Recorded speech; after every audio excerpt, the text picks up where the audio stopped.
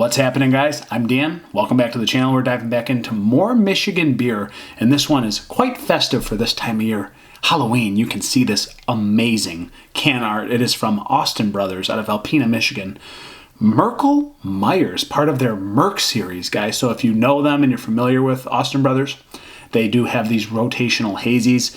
This is no different today, but seriously, one of the coolest cans I've seen in a very long time for this time of year, aka Halloween. So 7.2% ABV, New England style IPA, double dry hopped with Galaxy hops. This was about $3.99 for this canned, and it was canned on, 10/12. So today is the 25th time of recording, so this thing isn't even 2 weeks old. I love it. I love that I can get fresh Michigan craft beer. It's some of my favorite things that I can get within distribution. M4, shout out to Jason. Yeah, I'm so thrilled to try this with you guys, and I hope everything's going well with you guys. I've been a little inconsistent on reviews, a lot going on in my life. I'll just leave it there. Maybe I'll vlog about what's going on, but trying to drink a little less for one, and two, dealing with doggy/family things. So just send a shout out to my boy Knox, my doggy. So that'd mean the world to me if you guys drop a comment and say, thinking of Knox. So anyways, we'll dive back into beer content. So Murkel Myers, I love it. It's so hazy too when I poured it. It's exactly what I want to see in a New England style, guys. It's very carbonated as well, and it has a beautiful white head sitting on the top. A little bit of Dawn soap sticky, but it is sliding down relatively well, as can be seen from the camera. And of course, it's poor Michigan beer. You guys know what's up. Not much else to say. Let's get an aroma. Ooh. Ooh. It's kind of like danky citrus, kind of dank hop cones, a little bit of like peachy cantaloupe, a little bit of pine resin, honey, sticky goodness. It smells quite delicious. A little bit of like watermelon in there as well. Just this bright, citrusy, melony note that is really just colliding with peach and tropical notes. It smells incredible, actually. I'm not going to go into too much more detail, guys. It's the Murkel Myers. Let's dive in.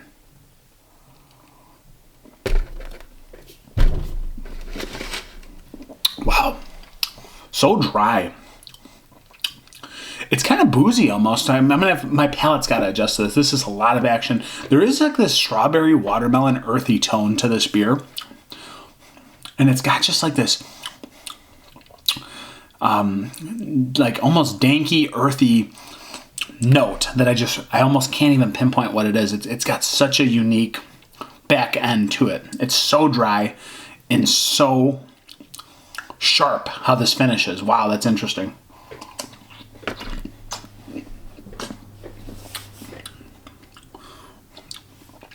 I will say it's a bit too boozy. Like the way that this finishes, it's like the earthy hoppiness kind of just collides with dry booziness, like just dry ethanol, just kind of vibes on the back end. The hops are very good in the front and middle, like a little bit of sweet malty honey, but then it just collides into this like boozy, dry back end that's pretty stringent. Really not one of my favorite finishers on the back end that I've had from Austin Brothers. I'm just being brutally honest. It just isn't my favorite on the back end.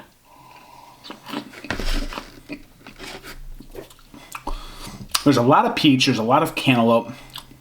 There's this strawberry watermelon note that I get underneath everything, and I don't know where that comes from.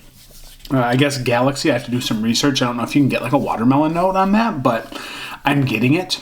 And it's just kind of strange how it intermingles with that pine resin and some of that citrus. It's almost like candied for a moment, but it finishes so darn dry on the back end. Very interesting beer. I'd say the problem with this is the finish more than anything. But guys, I know that it's always about the taste, but I just want to say for marketing purposes, this seriously is one of the coolest cans I've ever seen on the market.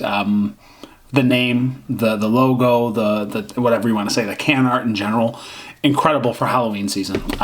It sticks out, it's fun, and I really appreciate what Austin Brothers do to get some of these cool beers into distribution. But back to the beer.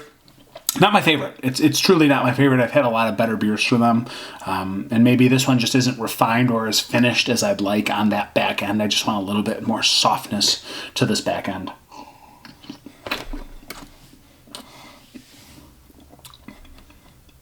Through the front and middle, it's very tasty. I mean, literally moments of candied peach, honeydew, watermelon, a little bit of pine resin, a little bit of like sticky honey, hoppy goodness. But again, that back end just a little bit too earthy, dry, and boozy.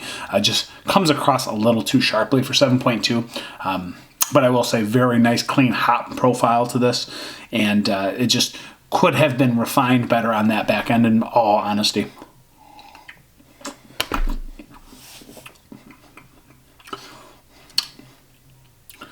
Rating.